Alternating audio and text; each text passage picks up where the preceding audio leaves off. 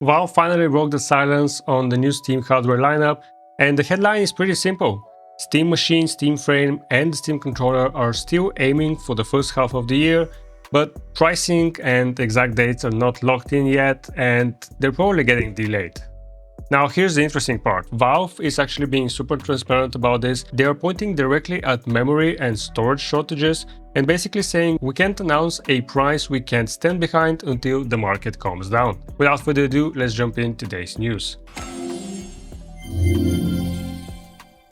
So Valve has opened a dedicated Steam hardware blog and led with the two questions everybody has.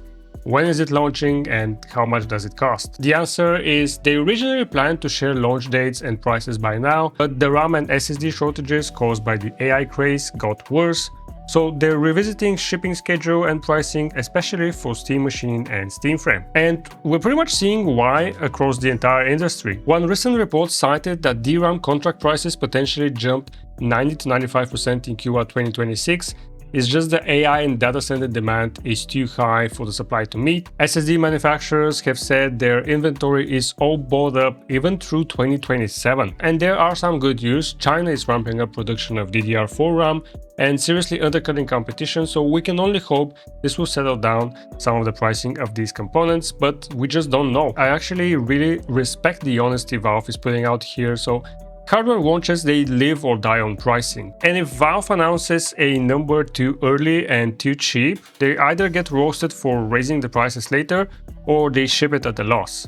I especially think Valve don't want to end up overpricing this thing and later having to reduce prices and get backlash from those who bought it at launch. But I'm interested to know what price range would make the Steam Machine an instant buy for you. Console pricing, mid-range PC, something else entirely? Now, before you answer this, I want you to remember the pricing market we're in right now, so don't just compare it to the PS5 launch price 5 years ago. Now that the no news is out of the way, the Steam Machine section of this new blog is where things get really interesting. Valve has shared a lot more details on how things are going to run performance-wise, and they say the majority of Steam titles play great at 4K 60 FPS with FSR.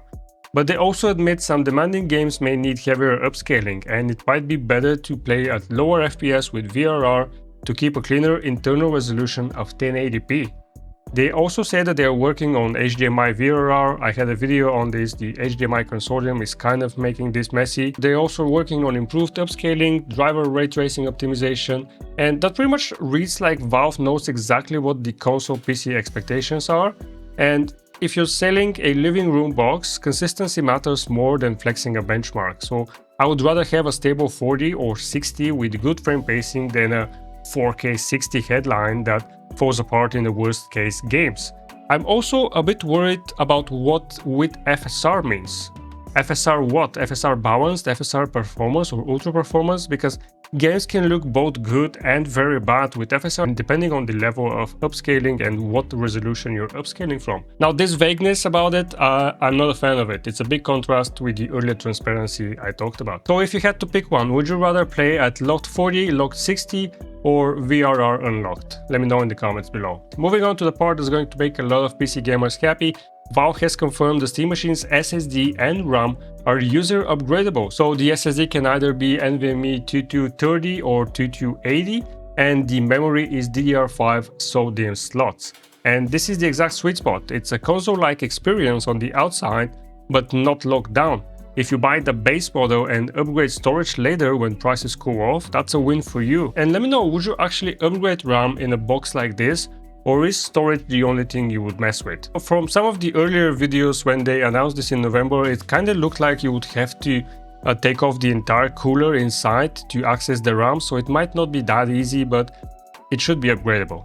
Now Valve also plans to share CAD files for the faceplate and specs for third parties, or even you, so you can make your own custom plates. Companies like JSOX and Daybrand, they have already said that they will support custom plates, and I'm super excited for the customization options that will be available. Now everyone is always talking about the Steam Machine, but we also have news on the Steam Frame. It has a pretty chunky FAQ. Valve says streaming services should work because SteamOS has a built-in browser, and they expect streaming to run in a theatrical browser mode, so no dedicated apps, but there's definitely going to be a workaround possible for this. They also say Steamworks devs can request a Steam Frame dev kit via the partner hardware page, Supplies are limited, but they're sending them out over time. And Valve also says people on the team use the frame with glasses. This has been a question I've seen a lot. And they're looking into prescription lenses inserts for the Steam frame, so people with glasses will be able to use it a lot more comfortably. And then there's the big nerdy one, foveated streaming. Valve has come out and clarified that it is not foveated rendering. I think a lot of people might be confused about this. So foveated rendering, a game renders higher resolution where you look. It uses eye detection. Foveated streaming, on the other hand, is the PC streams higher resolution where you look. And because this is system level, Valve says it applies to all games. So with foveated rendering, the dev has to enable it, but with foveated streaming, it will support any game, and they can both work together. If a game has foveated rendering, it can benefit also from foveated streaming. Now, I'm interested to know, would you use Steam Frame more for VR or more for big screen theater mode flat gaming? Let me know in the comments below. We got a bunch more stuff. For the Steam controller, Valve keeps it simple. It will work with any game compatible with the Steam overlay, including non-Steam games. Unfortunately, there is no indication that they will release the controller early. They kind of want to release all three at the same time, even though the controller itself is not plagued by SSD or RAM shortage crisis, and that's unfortunate, but it is what it is. And for Index owners, Valve says they're not making Index anymore, but they intend to keep supporting owners like they have in the past. And this is classic Valve. They don't ship on time, that's why it's called Valve time. But when they commit to support, they usually don't abandon their products overnight, so we just have to be patient. Now let me know, are you more hyped for the Steam machine, the Steam frame, or the controller? So yeah, the big update is there is not much of an update. Release in first half of the year, just not early 2026. Pricing is messy because RAM and storage pricing is messy too. And my guess, Valve is going to wait until they can confidently lock a number, because the worst outcome is announcing a great price and then having to hike it later, or making it too expensive and then having to price it down. Now drop your predictions below. What do you think Steam Machine will cost? And what would make it an instant buy for you? Now, if you enjoyed this video, consider leaving a like, share your feedback for this video in the comments, and if you want more Steam Deck and Steam hardware coverage, consider subscribing to the channel. As always, thank you for watching, and I'll see you in the next video.